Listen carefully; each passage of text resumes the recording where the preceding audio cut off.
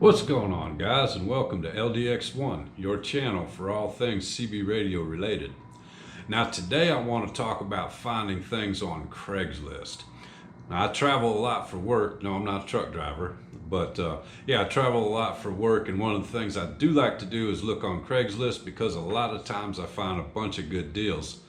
And I've found brand new amplifiers, two brand new amplifiers on Craigslist. Pristine Texas Star 500, all these things I got at a good deal. But what led me to look around this time was because I have one of those amplifiers is a brand new 3-pill, and my smallest radio is an Anytone Quad 5, and this swings 50 watts PEP. That's just a little bit too much for a 3-pill, so I wanted to look around for a small radio, and let me show you what we've got.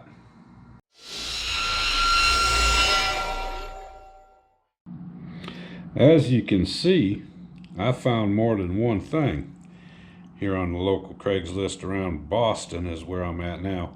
So let's go through these one at a time. I'll show you what I got.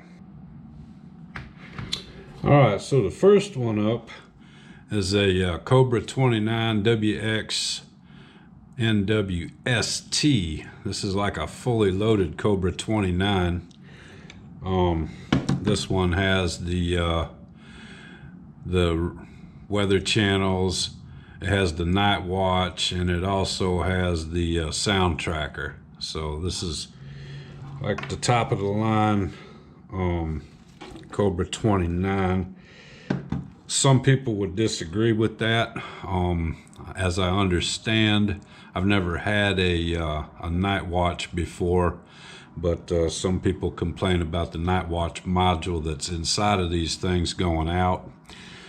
And that might be something I would do with this thing, is remove the night watch module. I believe it was Pulsar on YouTube has a video about that. So that's the first one, and this is the one I'm probably the most worried about. It's in fairly decent shape. It's got a couple little scuffs here and there, but not bad altogether. I think there's a little glue here. But when we tested this out, when I went to the seller and tested this out, it did receive, it lit up good. But when we keyed down, the needle didn't move very far. It did move, but it didn't move very far on transmit. And I didn't want to push it very much because he had a magnet mount antenna on a wooden table, so he didn't have any ground on his antenna, and I'm sure the SWRs were through the roof. But that's the first one, and it came with a stock Cobra mic. It came with this Cobra mic right here. Doesn't look too bad. Had a little smudge on it, but yeah, that's what this one came with. And let's move on to the next one. Now, from that same guy, I think this is the better of the two radios. This is a Cobra 29 sound tracker. This one, when we keyed it up, it showed pretty good readings. It received good from what I could tell with his no ground having antenna. And this guy came actually with a this is a Ranger mic, Ranger noise canceling SRA 198. And let's move that over here.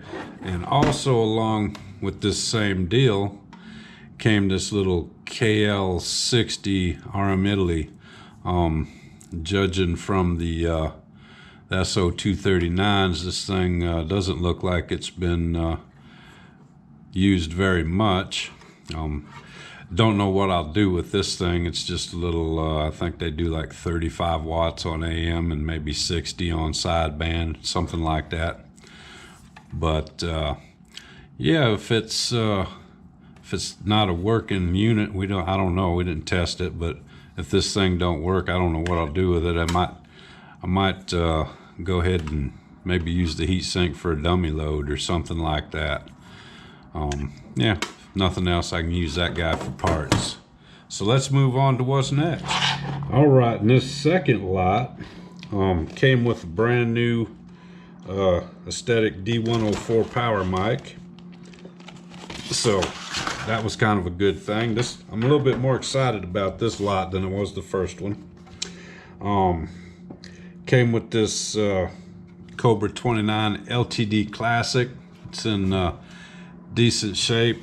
This one, I bought it. The guy was a ham operator, and he said this one works perfectly and is completely box stock.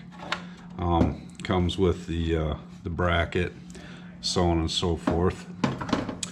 And the next radio I'm also interested in, excited about. This is a TRC 465. This is AM, FM, and sideband radio. It's a small, compact package. This shares the same board as the Uniden PC122. So these are really decent radios. He said this one works perfectly, and it is also box stock. And it also came with this 5-pin to 4-pin adapter. And last but not least, we have this this is a Palomar Model 500 SWR meter, old vintage SWR meter. It's 1,000 watt, 10 watt, 100 watt, 1,000 watt scale. This, I believe, is RMS only, and it also has an AM monitor in here. So guy proclaims this one works perfectly as well, but yeah, we might open this up, maybe compare it with my meter at home, make sure it's calibrated. It's got an electrolytic capacitor in here. We might go ahead and put a new cap in it and maybe restore this guy. I like the vintage CB equipment, and this is a nice example right here. But anyway, guys, that was, you know, for everything that you've seen here was right at about $20 a unit. And I'm talking about, you know, for the radios.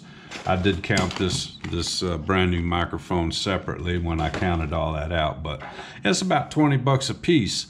So if, you know, 2 or 3 of these radios work, we actually did pretty good. And that's the kind of deals you can find on Craigslist, you know, and you can, maybe if you're looking to get into the hobby, it's something that you can do relatively cheaply. That's why I do like to look at Craigslist from time to time. But anyway, I just thought I'd share that with you, and we'll probably do some tinkering with some of these and some other videos. We got a bunch of stuff planned up for you.